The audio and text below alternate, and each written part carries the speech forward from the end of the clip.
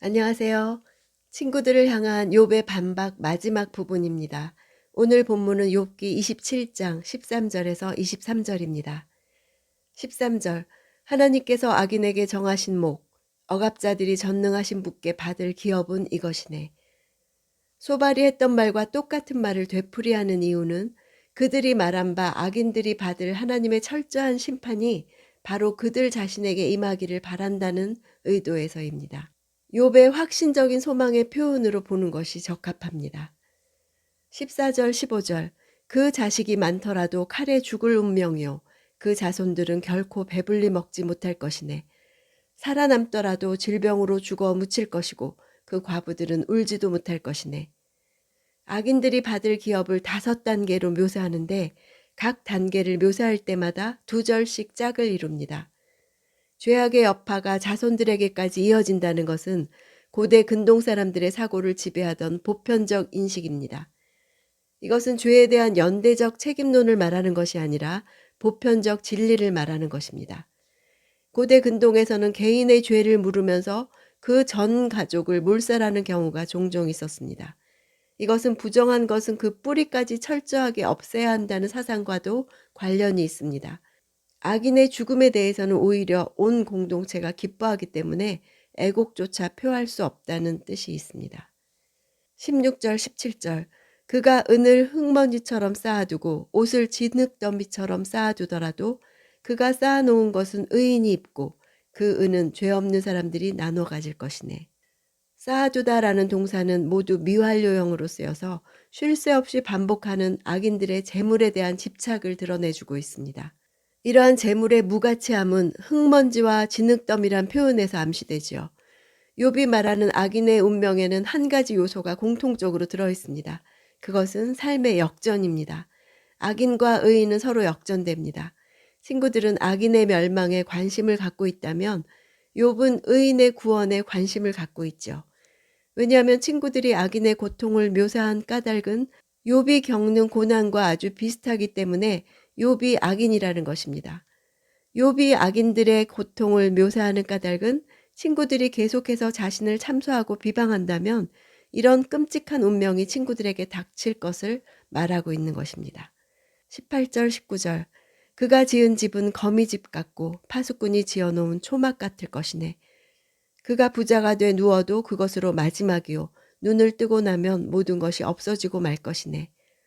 악인이 부정축제한 재물로 화려하게 지은 집이 초라하게 되고 말 것이라는 욥의 희망이죠. 재산의 상실을 잠에서 깨어나는 것과 관련해서 묘사한 것은 악인의 재산이 순식간에 소멸되기를 소망하는 욥의 염원을 반영한 것입니다. 20절 21절 공포가 물처럼 그를 덮치고 폭풍이 밤에 그를 휩쓸어가며 동쪽에서 바람이 불어 그를 낚아채 가되 폭풍처럼 그가 살던 곳을 휩쓸어 갈 것이네.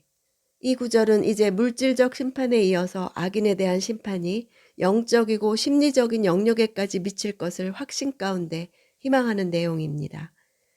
공포는 현재 이루어지고 있는 것은 아니지만 어느 시점에 분명히 닥칠 재난에 대한 것이죠. 이렇게 악인이 앞으로 닥칠 재난을 두려워하는 것은 자신의 죄로 인한 하나님의 심판을 인식하기 때문입니다. 밤에 휩쓸어 간다는 것은 자신도 모르는 사이에 멸망을 맞이하게 될 것을 말합니다. 성경은 자연 만물이 하나님의 구원과 축복의 도구인 동시에 심판의 도구로도 쓰여질 수 있음을 말하고 있습니다. 여기서 동쪽에서 불어온 바람은 이스라엘 백성들이 출애굽할 때 홍해를 양쪽으로 가른 바람과 같은 것입니다. 휩쓸어 간다는 동사는 강의 미완료형으로 쓰여서 그 재앙의 정도가 매우 심각할 뿐 아니라 치명적인 재앙이 계속 반복되고 있음을 생생하게 보여줍니다. 22절 23절 하나님께서 그를 아끼지 않으시고 던져버리시리니 그 손으로부터 도망치려고 안간힘을 쓰겠지. 사람들이 그를 보고 손뼉을 치고 비아냥거리며 그를 내쫓을 것이네. 아끼지 않으신다는 동사는 계속과 반복을 나타내는 미완료형으로 쓰였습니다. 하나님께서 영원히 악인에게 동정심을 베풀지 않는다는 의미로 사용되었죠. 던져버린다는 동사도 악인에 대한 하나님의 적대감을 나타내주고 있습니다. 도망치려고 안간힘을 쓰다는 동사 또한 미완료형으로 쓰여서 피하기 위해서 계속적으로 시도하지만 이런 시도가 실패함을 나타냅니다. 원문에는 손뼉을 치다 란 동사만 나와 있는데 손뼉을 치는 이유 중에 조롱하는 의미로 손뼉을 치는 것이 포함되어 있기 때문에 비아냥거린다고 번역한 것입니다. 악인이 당할 비참한 운명을 강조하며 부각시키고 있습니다. 친구들과의 계속된 논쟁 과정을 통해 욥의 변화가 포착됩니다. 이전에 욥은 무고한 자신이 고난당하는 현실을 경험하면서 하나님의 창조 질서와 정의에 대해서 의문을 품었습니다. 선과 악의 기준이 사라지고 악인이 오히려 번영하는 거꾸로 된 세상을 고발했지요. 인간의 기준을 뛰어넘어서 피조세계 전체를 다스리시는 하나님의 지혜를 알지 못했습니다. 자신의 상황만을 기준 삼아 판단하고 의심했죠. 그러나 이제 눈이 열리니 악인의 결국이 자연 현상에 그대로 있는 것을 보게 됩니다. 하나님이 자연을 이렇게 다스리시듯 악인도 다스리시겠구나를 알게 됩니다. 더 이상 억울하다, 알아달라, 죽고 싶다고 하는 것이 아니라 자연을 봐라. 악은 결국 드러나고 심판받는다. 악과 불합리성도 하나님이 주관하신다고 고백합니다. 자신의 최후가 악인과 같지 않을 것이란 확신이 있습니다. 분별이 된 것입니다. 하나님의 정의에 대한 믿음이 있기 때문에 하나님께서 실제로 임재하실 때 욥은 자신의 운명과 친구들의 운명이 서로 역전될 것을 희망합니다. 희망이 있으면 살 수 있습니다. 욥기 파이팅입니다.